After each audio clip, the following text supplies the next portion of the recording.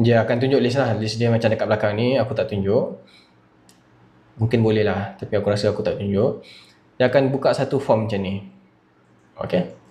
Ini TTL, answer, value, apa benda nak isi ni. Jadi kita pergi dekat satu. Aku boleh tutup ni lah, buku Go ni aku boleh tutup. Sebab kita nak buat something sekarang.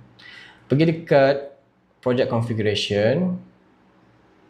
Ke dekat mana aku lupa. Oh ni, domain management. Pergi dekat domain management ni. Add a domain.